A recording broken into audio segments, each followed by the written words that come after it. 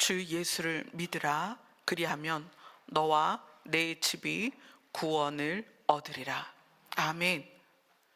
주님의 약속이 우리에게 가장 큰 위로가 되며 이 약속이 우리의 소망입니다. 우리가 받은 구원이 우리에게 적용되는 그날까지 이 땅에서 이 소망을 놓지 않게 하여 주옵소서. 세상의 어려움으로 지치지 않게 하시고 낙심치 않게 하여 주옵소서. 예수님 이름으로 기도드리옵나이다. 아멘. 시편 135편 15절부터 21절까지입니다. 찾으셨으면 다 같이 읽겠습니다. 시작. 열국의 우상은 은금이요 사람의 손으로 만든 것이라. 입이 있어도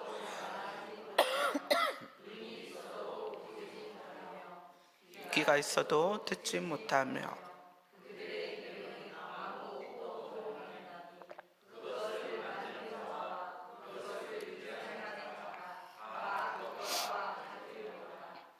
이스라엘 족속아 여호와를 송축하라. 아론의 족속아 여호와를 송축하라. 레위 족속아 여호와를 송축하라. 여호와를 경외하는 너희들아 여호와를 송축하라. 예루살렘에 계시는 여호와는 시온에서 찬송을 받을지어다. 할렐루야. 아멘. 오늘 말씀은 세 부분으로 나누어서 볼 것입니다. 15절부터 16절까지는 표면적으로는 우상에 대한 내용이에요. 우상은 그때 당시에는 깎아 만들었다는 걸 조각을 해서 만들었겠죠. 부어 만든 신, 부어 만들었다는 것은 틀을 만들어서 금형, 요즘 뭐 금형 이렇게 쇠를 모양을 만들 때 금형 틀에 넣어서 만드는데, 우상도 자기들이 원하는 틀을 만들어서 부어서 금이나 은을 부어서 그렇게 만듭니다. 그래서 하나님께서 말씀하세요. 너희들이 은이나 금으로 또는 깎아 만든 거는 돌이나 나무로, 그렇죠? 은이나 금이나 돌이나 나무로 사람의 손으로 만든 것, 그것이 우상이다. 근데 그것을 만들 때에는 눈도 만들고 코도 만들고 귀도 만들고 뭐 덩치도 크게 해서 세워놓지만 입이 있어도 말하지 못하고 눈이 있어도 보지 못하고 귀가 있어도 듣지 못한다. 그리고 결정적인 거는 그들에겐 호흡이 없다. 다른 성경에서는 숨이 없다 이렇게 얘기해요. 호흡이 없다, 숨이 없다. 우리가 어떤 상황에서 사람이 쓰러졌어요. 근데 움직이지 않아. 그럼 뭐부터 볼까요? 숨을 쉬나 안 쉬나. 그러니까 이 사람이 죽었나 안 죽었나를 숨을 쉬나 안 쉬나로 확인한단 말이에요. 그래서 여기에서 우상에 대해서 숨을 쉬지 못한다, 호흡이 없다, 모양은 있는데 모양은 뭐 얼마나 아름답고 얼마나 멋있고 얼마나 웅장하게 만들었겠어요. 그러나 능력이 있을 것 같고 은이나 금으로 만들었으니까 화려하고, 그래서 그것들이 무엇인가 할 수 있을 것 같아서 사람들이 어떻게 하죠? 그것을 의지한다. 그것을 의지해요. 그런데 실상 그들에게는 호흡이 없다, 숨이 없다, 이렇게 표현을 하고 있어요. 근데 이 우상의 특징, 입이 있어도 말하지 못하고 눈이 있어도 보지 못하고 귀가 있어도 듣지 못하고 그리고 그들의 입에는 호흡이 없는데, 이게 우상의 특징인데 18절에 보면 그것을 만든 자, 그러니까 우상을 만든 자, 그 다음에 그것을 의지하는 자까지도 그것과 같다라고 얘기를 해요. 뭐가 같을까요? 우상을 의지하는 자, 우상을 만든다는 것은 의지를 하려고 만드는 거죠. 그죠? 우상, 적극적으로 자기가 의지할 대상을 만드는 거예요. 그 우상을 만드는 자. 그 다음에는 그거를 철석같이 의지하는 거예요. 근데 그들도 우상과 똑같이 입이 있어도 말하지 못하고, 눈이 있어도 보지 못하고, 귀가 있어도 듣지 못하고, 그들의 입에 호흡이 없다, 죽었다라는 거예요. 이것을 예수님이 어디에서 말씀하셨냐면 누가복음으로 갑니다. 예수님이 직접 말씀을 하셨습니다. 누가복음 16장. 네.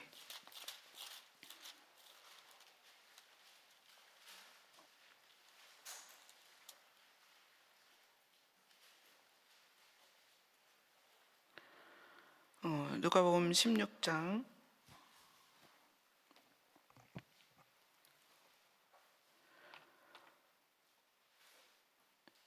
누가복음 16장 15절을 한번 읽겠습니다. 시작. 예수께서 이르시되 너희는 사람 앞에서 스스로 옳다 하는 자들이나 너희 마음을 하나님께서 아시나니 사람 중에 높임을 받는 그것은 하나님 앞에 미움을 받는 것이라. 자, 이 예수님이 스스로 옳다 하는 자들에 대하여 우리가 알아보면, 이 예수님이 스스로 옳다 하는 자들이 누구였냐면 바리새인들이었죠. 근데 그 바리새인이나 제사장들에게, 사두개인들에게 예수님이 뭐라고 얘기했냐면 너희는 들어도 깨닫지 못하고,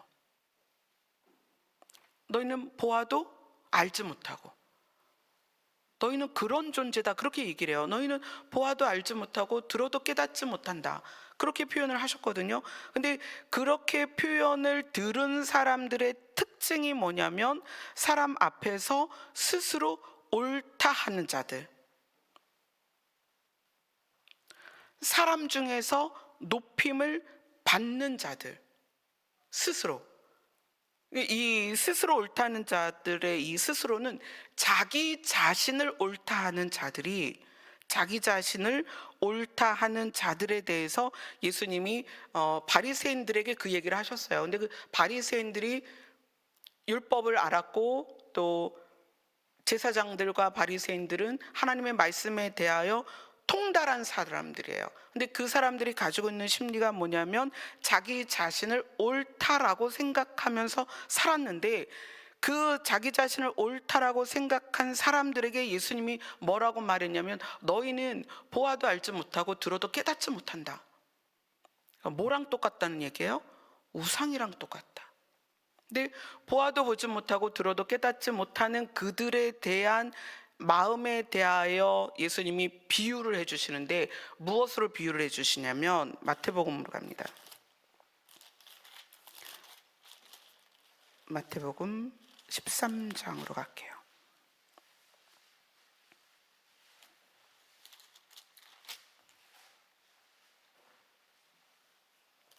마태복음 13장 13절 같이 읽습니다. 시작. 그러므로 내가 그들에게 비유로 말하는 것은 그들이 보아도 보지 못하며 들어도 듣지 못하며 깨닫지 못함이라. 자, 14절 같이 읽겠습니다. 시작. 이사야의 예언이 그들에게 이루어졌으니 일렀을 때 너희가 듣기는 들어도 깨닫지 못할 것이요 보기는 보아도 알지 못하리라. 근데 이 이유가 뭐냐면, 듣기는 들어도 깨닫지 못하고 보기는 보아도 알지 못하는 그 이유가 뭐냐면 15절에 그 이유가 뭐냐면 마음이 완악함이다, 이렇게 얘기해요. 이 백성들의 마음이 완악해서 그 귀는 듣기에 둔하고 눈은 감았으니 눈으로 보고 귀로 듣고 마음으로 깨달아 돌이켜 내게 고침받을까 두려워함이라. 이거는 하나님께로 나오는 것 자체를, 자기들의 죄 때문에 하나님께 나오는 것 자체를 자기 스스로 싫어했다는 얘기예요. 하나님께 나오는 걸 자기 스스로 싫어했어요. 하나님과 직접 대면하는 걸 싫어하고 뭘로써 자기를 스스로 옳다 했냐면 자기들이 가지고 있는 종교적 의식, 그러니까 지금으로 말하면 교회 오고 뭐 예배 드리고 기도하고 헌금하고 우리가 보통 교회에서 신앙생활할 때 다 하는 행동이 하는 것들이죠. 근데 그것으로 자기를 옳다라고 생각을 하고 있는 거예요. 그리고 그 자기가 하는 행동이 옳다라고 여기면서 마음은 어떻게 졌다? 완악해졌다. 근데 그 마음이 완악해진 이유는 자기 자신이 옳다라고 느끼기 때문에 그래요. 그러니까 자기 자신이 옳다라는 것을 마음에 두지 않고 행동에 뒀다는 거예요. 잘 생각해 보세요. 여러분이 내가 옳다라는 것을 그 기준을 또는 평가 기준 또는 평가하는 방법, 내가 옳은지 옳지 않은지의 평가 방법을 마음에 두느냐, 그 기준을 마음에 두느냐, 행동에 두느냐. 그런데 자기 자신을 옳다라고 생각하는 그것을 행동에 둘 때에는, 그 기준을 행동에 둘 때에는 마음이 완악해진다는 거예요. 우리가 마음을 다루면 마음이 변해요. 그런데 우리가 마음을 다루지 않고 내 행동으로, 그래서 뭐 예를 들어서 내가 하루에 기도를 7시간 합니다. 그러면 그 사람이 옳은 거냐는 거예요. 내가 매년 1년에 한 번씩 통독을 하고 2년에 한 번씩 필사를 하고 3년에 한 번씩 아웃리치 나가고 뭐 이렇게 하면 내가 옳으냐는 거예요. 근데 우리가 나는 옳아요 이렇게 하진 않지만 행동에 그게 스며 있다는 거예요. 그래서 그 행동에 스민 게 어떻게 나와요? 타인에 대하여 정죄하거나 비난하거나 조소하거나 비판하거나 우습게 여기거나 그렇게 행동으로 나온단 말이에요. 그래서 여러분들이 정말 타인에 대해서 분노하고 짜증내고 우습게 여기고 하대하고 또는 눈을 흘기고 그런 행동들은요, 그 행동들은 어디에서 출발하냐면 내가 옳고 네가 틀리다, 그거예요. 나는 옳고 네가 틀리다. 그 옳다함의 인정, 이걸 한번 볼까요? 고린도 후서로 갑니다.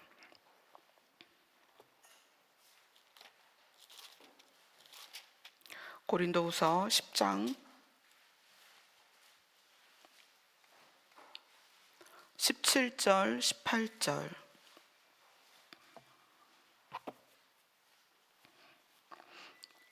같이 읽습니다. 시작. 자랑하는 자는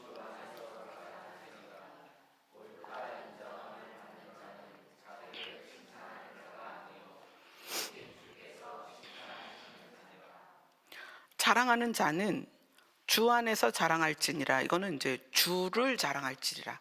그러니까 내 자랑의 대상은 주님뿐이어야 된다. 내가 높일 대상은 주님뿐이어야 한다. 옳다라고 인정함을 받는 자, 이 옳다라고 인정함을 받는 것은 내가 나를 칭찬하거나 내세우는 게 아니고 오직 주께서 칭찬하시거나 평가해서 옳다라고 해야만 옳은 거예요. 그죠? 그래서 이 부분이 이제 관계 안에서 많이 나오는데, 관계 안에서 내가 타인을 대하여 분노하는 것 또는 비난하는 것, 비판하는 것 또는 업신여기는 것, 하대하는 것, 무시하는 것, 무례하게 행동하는 것, 이런 거 다 근거가 자기 자신을 옳다라고 여기는 베이스가 이미 장착됐기 때문에 그 행동이 나와요. 그래서 그렇게 행동을 하는 우리는 나한테 잘해주는 사람에겐 그렇게 행동을 하지 않아요. 근데 나한테 잘해주던 사람이 나랑 뭔가 안 맞을 때, 나랑 안 맞을 때 내 안에 장착된 게 뭐냐면 내가 옳다는 거거든. 내가 옳다는 게 장착되어 있기 때문에 바로 비난하거나 쏘아붙이거나 화를 내거나 그렇게 되죠. 나의 오름은 주님 앞에서 주에 의하여 드러날 것입니다. 이 땅에서는, 그래서 제가 말씀드리는 게 있었죠. 우리는 뭘 가져야 된다? 죄인 의식. 내가 지금 구원받은 존재로 살고 있지만 나는 죄인이었어. 그래서 내 안에 뭐가 있어요? 죄를 일으킬 동기들이 늘 있다. 죄인이 아닌 예수의 피로 의로워졌지만 우리의 신분이 바뀐 것이지 우리 안에 있는 습관이나 생각하는 틀 자체가 바뀐 건 아니에요. 그죠? 우리 안에 습관이 남아있죠? 그래서 이 습관들을, 우리에게 뿌리 깊게 박혀있는 이 습관들을 언제든 사용할 수 있단 말이에요. 그래서 내가 죄인이었어. 나는 언제든 또 죄를 질 수 있어. 그렇기 때문에 사람과의 관계 안에서 늘 조심하고 무례히 행동하지 않고, 그러면서 상대에 대하여도 그 사람이 예수 그리스도로 말미암아 의인이 되었지만 여전히 그 사람 안에 작동되는 연약함들이 있기 때문에 그것에 대해서 우리가 그렇게 바라봐 줄 수 있어야 된다는 거예요. 그런데 내 안에 우상이 있으면, 아까 읽은 마태복음 그 13장은 너희가 듣기는 들어도 깨닫지 못하고 보기는 보아도 알지 못하고 그 이유가 마음의 완악함인데, 이것 때문에 예수님이 씨 뿌리는 비유를 해주시거든요. 복음이 떨어져도 열매가 안 되고 새가 와서 쪼아먹고 이런 상황이 있다. 그러니까 복음의 능력이 없어서가 아니라 내 마음의 문제다. 근데 내 마음이 복음을 받았음에도 길가 같고 돌짝밭 같고 가시밭 같은 이유, 마음의 문제인 거예요. 근데 이 마음이 왜 완악하다? 마음이 왜 들어도 깨닫지 못하고 보아도 알지 못하는가? 내 안에 우상이 있기 때문에 그래요. 내 안에 우상. 그리고 그걸 만들어 잡고, 그 다음에 뭘 해요? 의지해요. 오늘 시편 말씀은 그렇게 얘기합니다. 우상은 눈으로 보아도 보지 못하고 귀로도 듣지도 못하고 코로 숨도 못 쉬고 말도 못하는 존재인데 그것을 만들거나 그것을 의지하는 자는 똑같다는 거예요. 숨이 없다는 거예요. 근데 예수님은 이 씨 뿌리는 비유를 시작하면서 뭘 얘기했냐면, 너희들이 보아도 보지 못하고 들어도 듣지 못하고 깨닫지를 못한다. 마음의 문제다, 이것은. 그러니까 이 우상의 문제가 우리에게는 사실상 표면적으로는 우상의 문제가 없어요. 여러분들이 집에다 우상 만들어 놓지 않잖아요. 여러분이 우상 앞에 절하지 않습니다. 그런데 그 우상이, 예수님이 말씀하시는 그 우상은 마음에 내가 그리스도가 아닌 다른 걸 의지할 때 그걸 우상이다 라고 이야기를 하시는 거예요. 이스라엘 백성이 사사의 시대를 지나오면서 이방 나라들을 많이 경험합니다. 근데 이방 나라들을 경험하다 보니까 그들 나라들의 특징이 있어요. 이스라엘은 사사에 의해서 하나님의 말씀을 듣고 계시를 받고, 그리고 그 민족이 그것에 의해서 따라갔어요. 그런데 이방인들을 보니까 그 이방 나라들은 왕이 있는 거예요. 왕이 왕관을 쓰고 멋있는 옷을 입고 때로는 큰 의자에 앉아서 백성들에 대하여 직접 얘기를 해주는 거예요. 그러면 그 왕 주위의 신하들과 호위하는 무사들이 백성들의 문제에 대하여 관여하고 법을 만들어서 뭔가를 치리해 주는데 이스라엘 입장에서 그게 너무 좋아 보이는 거야. 그것이. 왜냐하면 이스라엘 사람들 하나님 음성을 못 듣잖아요. 그러니까 사사들이 그 일을 했죠. 그러니까 사사들이 그 일을 하고 선지자들이 그 일을 하는데 이스라엘 백성들 입장에서는 내 눈에서 좀 멋진 사람에 의해서 내가 좀 의지 좀 했으면 좋겠다.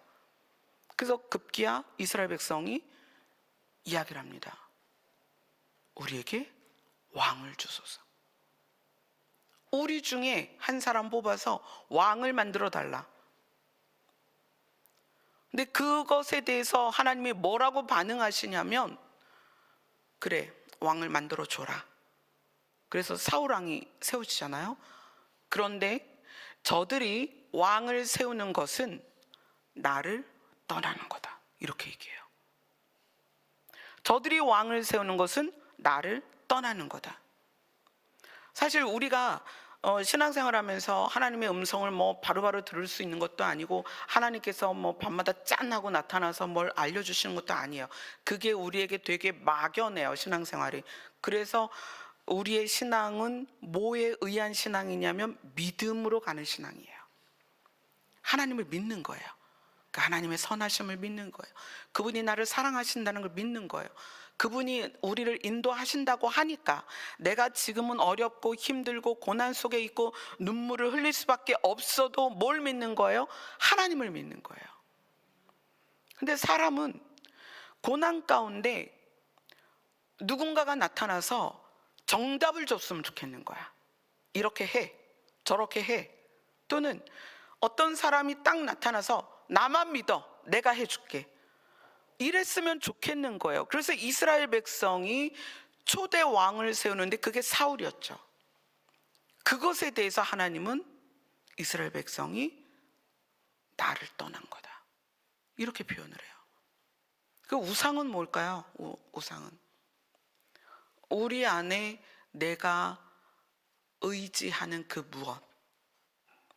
그래서 저는 요즘 시대에 사실 성도들이 마지막 때를 깨달을수록 걱정이나 이제 두려움이 생기잖아요. 그래서 더 기존 교회보다 목회자를 의지하는 그런 경우가 많이 보여요. 그래서 때로는 제가 그런 걱정을 해요. 교회 주변으로 이사 오신 많은 가정들이 있고 지금 또 이사를 오시겠다고 연락을 하시는 분들도 있고 한데 무엇 때문에 이사를 올까? 산마빌리지로 왜 이사를 올까? 만약에 이 열린 하늘문 교회라는 조직을 의지하면 우리는 점점 시력을 잃게 될 거예요. 청력을 잃게 될 거예요. 맥박이 느려져서 나중에는 숨이 멈출 거예요. 여러분들이 교회를 오는 것이 또는 이 교회 주변으로 이사 오는 것이 저를 의지하는 거라면, 그래 목사님 옆에 있으면 하나님께서 어디까지 인도해 주실 거야, 그런 기대가 있다면 여러분 이미 눈이 멀은 거예요. 이미 귀가 안 들리는 거예요. 어떤 누구도 어떤 조직도 어떤 시스템도 여러분을 도와주지 않습니다. 누구만? 아버지 하나님만. 그것에 대한 여러분 자신의 그 날마다의 각성이 있어야 돼요. 그리고 또 하나가 뭐냐면 여기에서의 우상, 보아도 보지 못하고 들어도 깨닫지 못하는 것이 마음의 완악함이다. 근데 그 마음의 완악함이 뭐 때문에 생겨요? 내가 옳다. 자 보세요. 사상이라는 게 있어요. 사상이라는 것은 어떤 체계, 어떤 그 이론을 깊이 생각해서 이론 하나를 만들어냈어요. 그래서 그거를 사상이다. 그리고 그거를 주장하면 사상가다. 이렇게 얘기해요. 그래서 뭐 민주주의, 공산주의, 사회주의 이런 것도 이론과 어떤 것 체계를 잘 잡아서 하나의 폼을 만든 거죠. 이게 사상입니다. 사상을 물론 우리가 이제 사상을 선택할 수는 있어요. 그러나 사상이 내 우상이 되면 양심이 작동을 안 해요. 예가 많죠. 히틀러가 그랬죠. 나치가 뭐예요? 나치는 이제 간단하게 두 글자로 표현되지만 실제는 국가, 사회주의, 독일, 노동자당, 이게 되게 길잖아요. 그걸 함축해서 나치라고 불러요. 그들이 뭘 했어요? 히틀러가 그때 당시에 국민들의 정서와 유럽의 정서를 잘 이용했어요. 유대인 말살 정책은 게르만 이 민족을 하나로 하는, 그리고 그들이 뭔가 뭉쳐서 자기들의 양심이 작동되지 않고 그 사상에 의하여 움직일 수 있는 아주 중요한 바퀴거든요. 그 바퀴의 하나를 유대인 말살 정책을 한 거예요. 그래서 이 나치에 의해서 그때 유대인들이, 사실 나치만 그런 건 아니에요. 그 당시에는 모든 유럽이 다 유대인을 싫어했어요.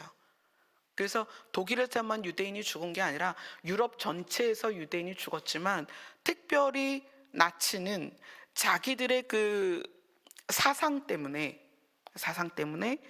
히틀러가 그 사상을 가지고 사람들의 생각을 점령해 버리니까 사람들이 뭐가 사라져요? 양심이 사라져요. 양심이 작동을 안 해요. 많잖아요, 그런 게. 주체 사상도 있고요. 그죠? 마르크시즘도 있고요.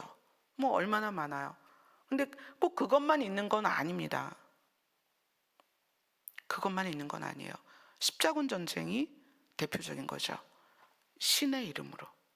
물론 그때는 이슬람이 기독교 그 순례객들을 막 잡아서 죽이기도 하고, 또 그때의 동로마 제국이 막 이제 그 이슬람에 의해서 점령되고, 그래서 예루살렘을 점령을 당해요. 그러니까 교황에게 예루살렘을 탈환해 줘라, 이런 제안을 합니다. 그래서 그때 교황이 그러면 우리가 군사를 일으키자, 그래가지고 그 이슬람과의 전쟁을 선포를 합니다. 근데 그 과정에서 교황이 무슨 얘기를 하냐면, 신이 우리를 도울 것이다.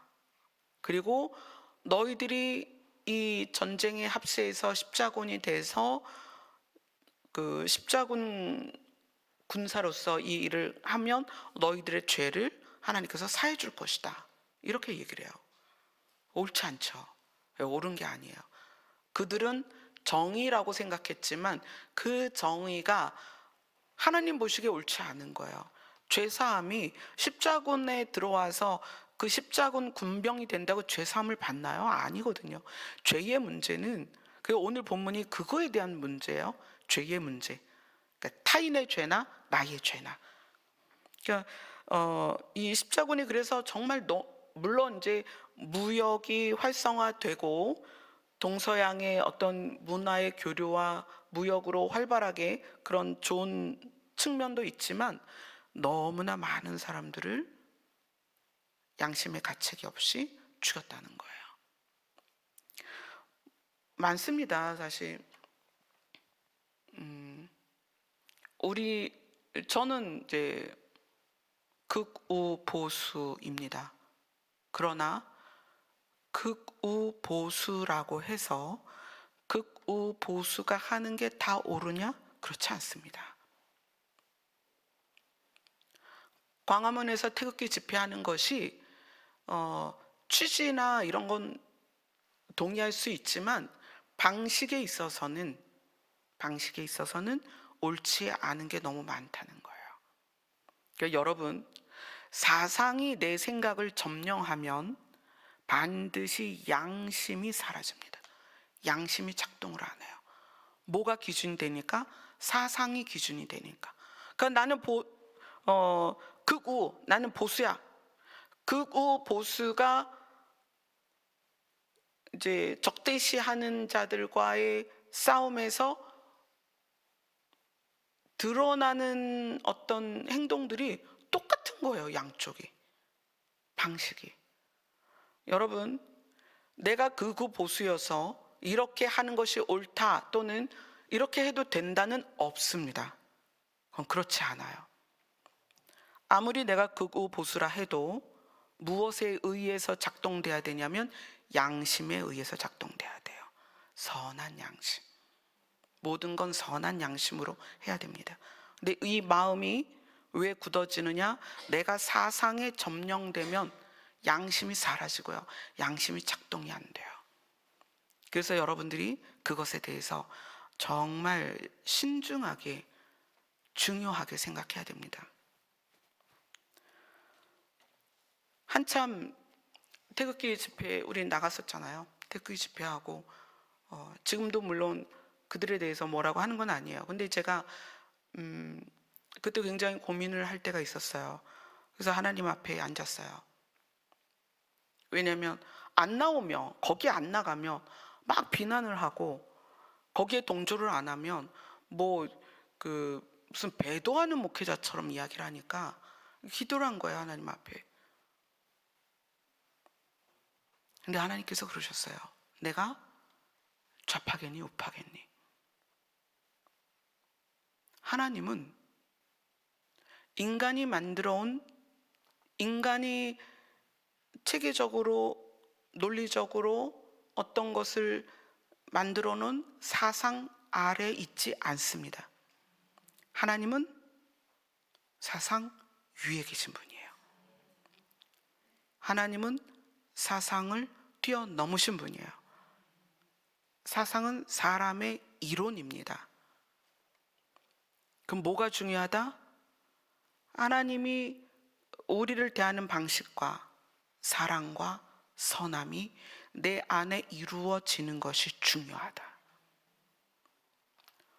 여러분들, 그렇다고 제가 좌파를 지지하거나, 아니요, 절대 그렇지 않아요. 제가 지금 그걸 말하는 게 아니에요. 우리는 사상에 의하여 움직여지는 것이 아니라 그리스도의 복음과 그분의 성품으로 움직여져야 됩니다. 무엇을 결정하든지. 아멘. 자, 그래서 본문으로 다시 돌아갈게요. 시편 135편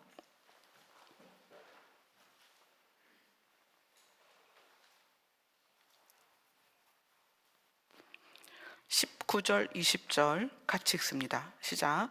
이스라엘 족속아 여호와를 송축하라. 아론의 족속아 여호와를 송축하라. 레위 족속아 여호와를 송축하라. 여호와를 경외하는 너희들아 여호와를 송축하라. 자, 19절 20절에서는 이스라엘 족속, 아론 족속, 레위 족속 이렇게 나와요. 이것이 다른 성경에서는 이스라엘 지파 여호와를 송축하라. 아론의 지파 여호와를 송축하라. 레위 지파 여호와를 송축하라. 자, 집이라는 것을 지난주에도 다뤘는데 이스라엘 집이라는 것은 하나님을 섬기는 백성을 말하는 거예요. 이스라엘 집. 그 집 안에 누가 있느냐? 물론 여기는 혈통적으로 이스라엘 백성으로 태어나죠. 그러나 우리는 아브라함으로 말미암아 믿음으로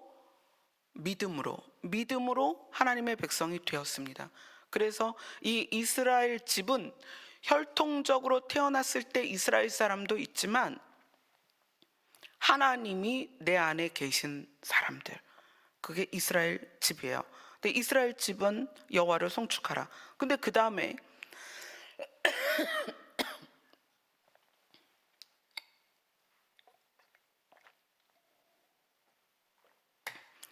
그 다음에 아론의 족속, 아론의 집, 레위 집에 대해서 이야기를 합니다. 너희는 여호와를 송축하라. 송축하라는 찬양하라고는 좀 달라요. 송축하라는 뭐라고 그랬죠? 감사하며 찬양하라는 거예요. 감사. 근데 아론의 족속, 레위 족속의 특징이 뭐냐면 이들이 제사장 가문이었다는 거예요. 아론은 초대 제사장이었죠. 그 레위 족속이 그 제사장 직분을 감당합니다. 그 이건 뭐냐면 죄에 대하여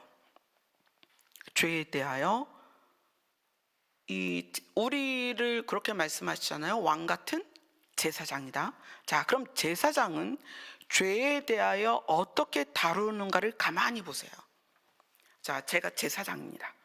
제사장인데 어느 날 찬미가 소 한 마리를 끌고 와요. 소 한 마리를 끌고 와서 자기의 죄를 고백합니다. 그럼 이제 제사장 입장에서는 그 소의 각을 뜨고 피를 뽑고 내장 다 긁어내서 깨끗하게 해서 하나님 앞에 번제로 드리죠. 뭐 때문에 하는 거예요? 찬미의 죄 때문에. 자, 그러면 이 제사장은 찬미의 죄 때문에 그렇게 소를 하나님께 올려드리고 나서 찬미에 대하여 어떻게 생각할까요?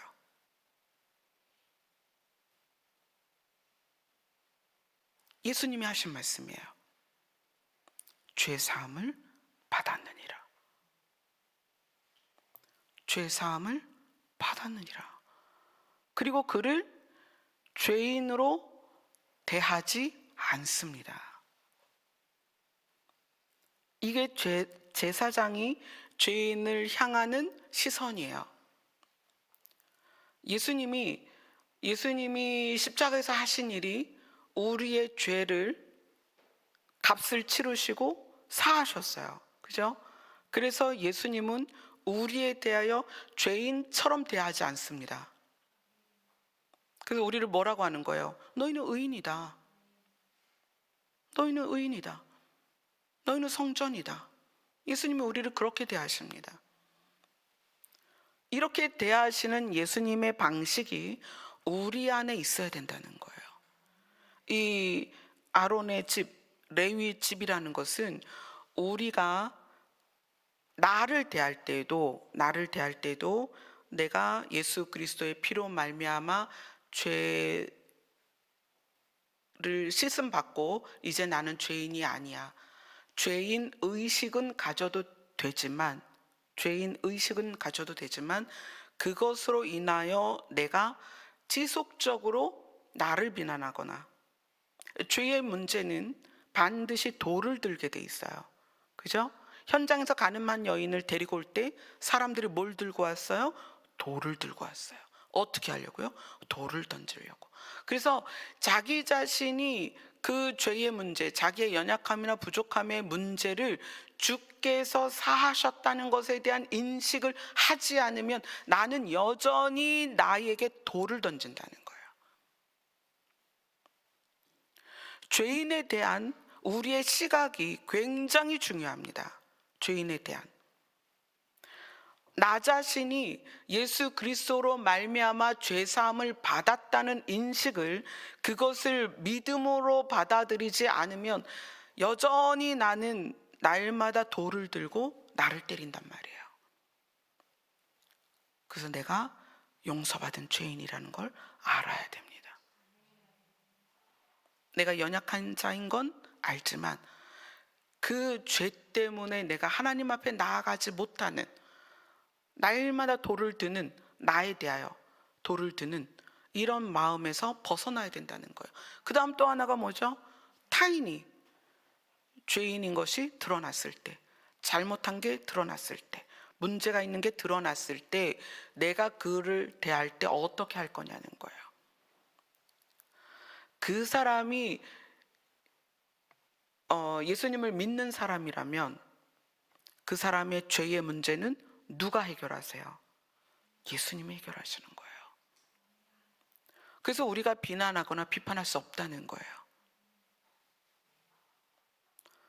우리가 죄를 져도 된다는 말이 아닌 걸 아시죠? 상대에 대하여 내가 어떤 마음을 가질 거냐는 거예요. 제사장들은요. 그래서 지금 오늘 최초의 제사장 아론에 대해서, 그 다음에 레위 족속에 대해서 이야기하는 거예요. 너희는 송축해라 여호와를. 우리가 왕 같은 제사장으로서 이 인식을 가지고 죄인들을 바라볼 줄 알아야 돼요. 그래서 예수님이 뭐라고 그러셨어요? 죄인에 대하여 복을 빌고 그를 위해서 기도하고, 예수님이 그들이 잘못을 뉘우쳤을 때 용서하신 것 같이 너희도 그들을 용서해라. 쉽지 않지만 우리가 제사장의 마음을 갖는다는 것은 굉장히 중요해요. 나는 죄에 대하여 관여할 자격이 없다. 죄의 문제는 하나님께서 다루십니다. 제사장은 제사장 자신이 사하거나 벌을 주거나 할 수 없어요. 자기는 제사장의 직분으로서 하나님과의 관계 사이에 끼어서 중재하는 역할을 하는 거예요. 그 규칙대로. 근데 우리는 우리 스스로가 이 제사장의 마음을 가지고 있지 않은 상태에서 타인에 대하여 비난하고 비판하고 정죄하고, 그것 때문에 무시하고 미워하고 눈을 흥기고 그런 상태죠. 근데 그렇게 하면 할수록 뭐가 망가지냐면 양심이 망가지는 거예요. 마음의 작동이 바르게 되지 않아요. 망가져 버려요. 그래서 그것이 어떻게 나타나요? 완악해지는 거예요. 오늘 이 시편 135편은 굉장히 중요한 이야기를 지금 하는 거예요. 15절에서 18절까지 우상에 대해서 이야기하면서 우리 안에 있는 우상을 지금 건드리고 있습니다. 내가 하나님이 아닌 다른 무엇을 의지하고 있는가? 근데 그것이 사상일 수도 있고, 그죠? 그것이 내가 가지고 있는 어떤 이론일 수 있고요, 논리일 수 있고, 그러면서 어떻게 생각하죠? 이게 옳아. 자기 자신이 생각하고 있는 게 옳다라고 생각하는 거예요. 그러면 이 자기 자신이 옳다라고 생각하는 사람이 밖으로 하는 행동이 뭐죠? 남을 비방하거나 비난하거나 무시하거나 분노하거나 너무나 다양하게 그런 표현들이 나온다는 거예요. 그래서 그러한 우리에게 이스라엘 집, 아론 족속, 레위 족속을 이야기하는 것은 죄에 대하여, 죄인에 대하여 우리가 어떻게 할 것이냐. 우리가 다룰 수 있는 건 죄의 문제는 다룰 수 없다. 그 죄의 문제는 누가? 하나님께서 하시는 겁니다. 우리는 누구를 만나요? 죄인을 만나는 거예요. 그 죄인을 만날 때 우리의 방식은 누구와 같아야 되느냐? 예수님과 같아야 된다는 거예요. 죄인에 대해서. 제사장은 죄인을 만나는 거죠. 그 죄인이 자기의 죄값을 내놓는 거예요. 그럼 율례대로 제사를 드리는 방식대로 제사를 해서 그 사람의 죄가 없이 되도록 도와주는 거예요. 그리고 죄가 없이 됐으니까 하나님과 화평할 수 있죠. 근데 만약에 제사장이 그렇게 해주고 그 사람에 대해서 저 나쁜 놈 이러면 되겠냐는 거예요. 예수님이 말씀하신 것처럼 이제 너는 죄가 없어. 우리가 그런 제사장의 마음을 가지고 있을 수 있을까? 늘 누구에 대해서 이런 사람이야 라고 하면 그것이 잘 안 바뀌거든요. 누가 이랬어 하면 그것도 잘 안 바뀌거든요.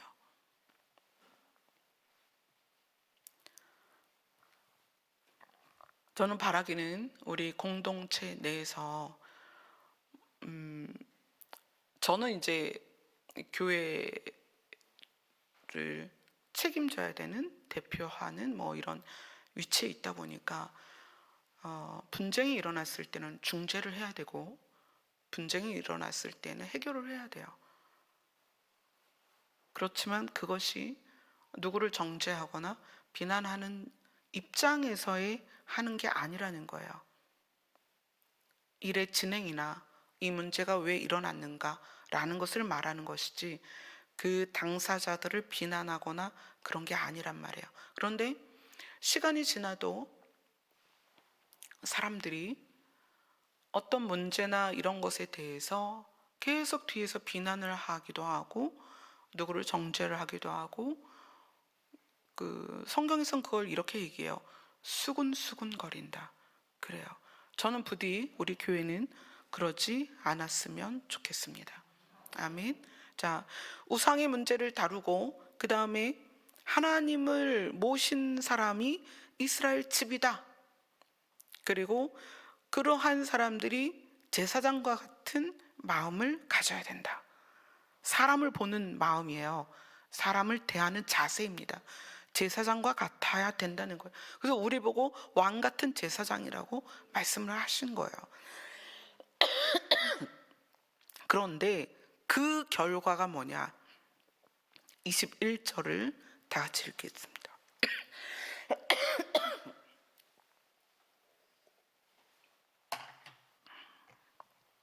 시작. 예루살렘에 계시는 여호와는 시온에서 찬송을 받으실지어다. 할렐루야. 아멘. 선한 일을 시작하신 하나님께서 결론을 어디에 두셨냐면 시온에 두셨습니다. 결론이 시온이에요. 내 안에 우상을 치우고 하나님을 모시고 그 다음에 제사장과 같은 마음으로 하나님께 감사하며 사는 사람들의 결론이 시온입니다. 우리는 그 시온에서 하나님께 찬송할 것입니다. 왜냐하면 예수님이 그곳으로 오시기 때문에. 우리가 24년 표를 함께 나눴죠. 그 표가 정해지고 나서 성경 곳곳에서 시온이 발견되기 시작하는 거예요. 시온이. 너무나 놀라운 거예요. 예전에는 그냥 어떤 상징적인 시온이었다면 올해는 우리에겐 직접적인 시온이라는 거예요. 장소적이기도 하고 의미적이기도 하고, 근데 장소적인 의미로서는 예수님이 직접 실제로 오시는 곳이 시온이기 때문에 우리가 그것에 대해서 알고 나니 성경 곳곳에 있는 시온이 정말 그 현실감 있는 시온이 돼버렸어요. 근데 예루살렘에 계시는 여호와께서 새하늘과 새 땅에 뭐가 내려와요? 예루살렘 성이 내려오죠. 그 예루살렘 성이 내려올 때 그 하나님께서 시온에 계시는, 시온으로 내려오시는, 그때는 이제 예수님이 통치자로 오시는데 왕으로 오시는 예수님 앞에 모여있는 우리가 누구를 찬양해요? 하나님께 찬양을 하는 거예요. 지금 우리는 하나님의 나라를 상상하거나 유추하거나 그러기 어려워요. 본 적이 없으니까. 본 적이 없죠. 그런데 우리가 시온에 서게 되면 하나님을 찬송할 수밖에 없습니다. 영생과 우리의 영생체로서 왕이신 예수님 앞에 섰을 때 그 감격은 참 신기해요. 성경을 통해서 진리를 알아가면 알아갈수록, 예수 그리스도에게 집중되면 집중될수록 기대가 돼요. 그곳이, 하나님의 나라가, 우리가 가야 할 새하늘과 새 땅이 기대가 되고, 그게 기대가 되니까 내가 의지할 분은 누구밖에 없냐면 예수 그리스도밖에 없는 거예요.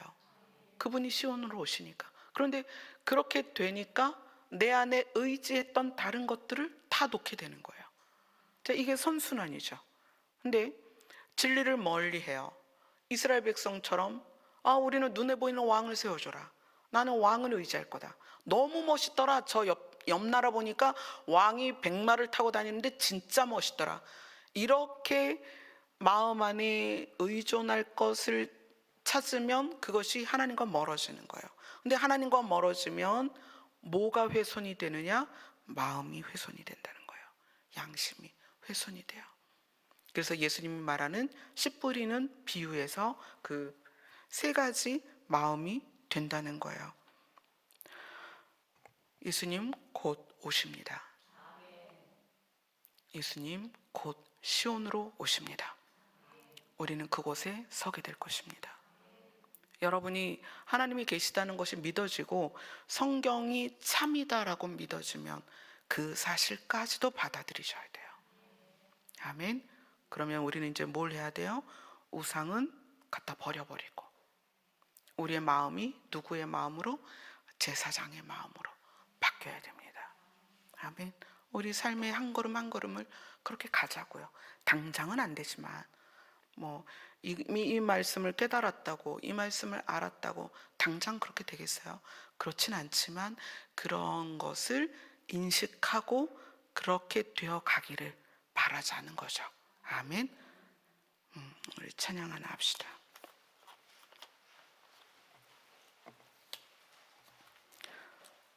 518장입니다.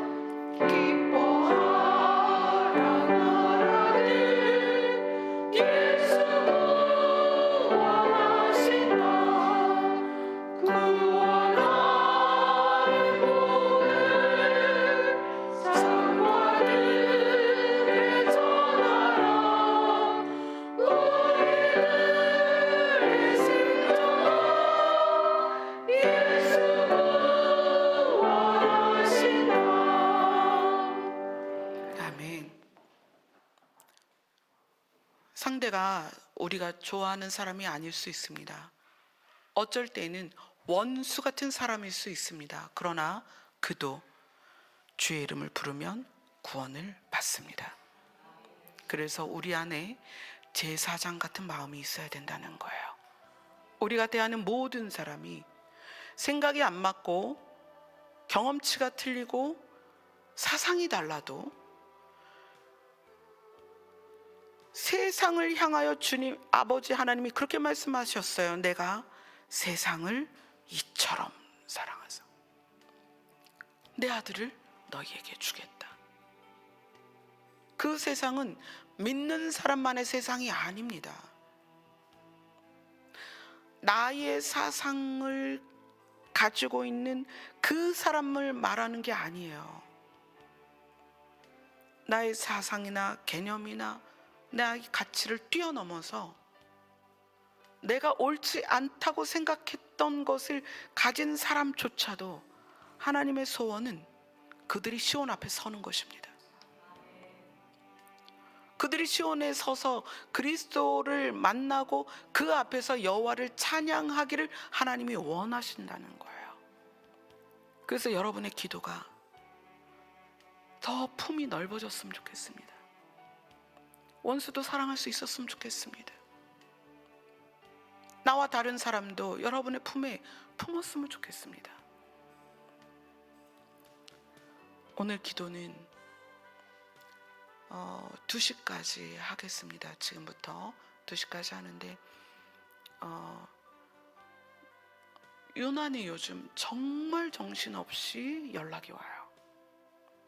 10년 만에, 5년 만에, 7년 만에 정말 정신없이 연락이 와요. 왜 그럴까요? 예수님 곧 오십니다. 내일도 정말 몇 년 만에 오시겠다고, 아침에 오시겠다고 연락이 왔어요. 여러분의 기도가 누군가의 마음에 새순이 돋아서 구원하실 예수님의 이름을 부르도록 돕는 기도가 될 것입니다. 여러분이 사랑하는 모든 사람들을 위해서 간절히 중보하는 시간 되었으면 좋겠습니다. 기도하겠습니다.